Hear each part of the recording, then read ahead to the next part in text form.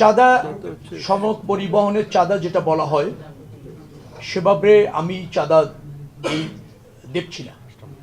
সেটা হচ্ছে স্বরাষ্ট্র মন্ত্রণালয়, সেটা না, সেটা পরে করবে। সেটা হচ্ছে বাস মালিক সমিতি আছে, আবার শ্রমিক সমিতিগুলিও আছে, ফেডারেশন আছে।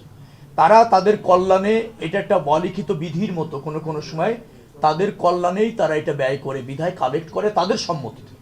চাঁদা আমি ওইটাকে বলতে চাই যে কেউ দিতে চায় না বা তাকে বাধ্য করা হচ্ছে, সেটা হলো চাঁদা। এখন ধরেন মালিক সমিতি আছে, তারা একটা নির্দিষ্ট হারে প্রত্যেকটা টিপস থেকে টাকা তোলে, মালিকদের কল্যাণে ব্যবহার করতে চায়। কতটুকু ব্যবহার হয় সেটা জানি না, সেটা নিয়ে হয়তো বিতর্ক আছে।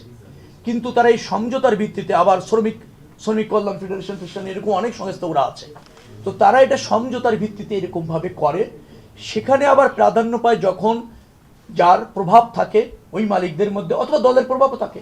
যে দল ক্ষমতায় থাকে সেই দলের শ্রমিক সংগঠনদেরও একটা আধিপত্য থাকে, এটা আছে।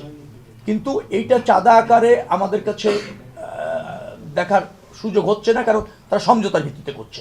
চাঁদাবাজি এরকম যদি কেউ করতে আসে, তা কোনো সুযোগ নেই, কোনো সুযোগ নেই। যোগাযোগ মন্ত্রণালয়ের অধীনে বা যে সমস্ত জায়গা আছে সেখানে বাইরে থেকে কেউ চাপ প্রয়োগ করে চাঁদা নেবে, অনৈতিক সুবিধা নেবে, সে সুযোগ নেই। কিন্তু মালিকরা যদি সমঝোতার ভিত্তিতে ওটা করে, সেটাও আমরা তাদের সাথে কথা বলে দেখব যে সেখানে কেউ ডিপ্রাইভ হচ্ছে কিনা এবং সেই অর্থের অপব্যবহার হচ্ছে কিনা।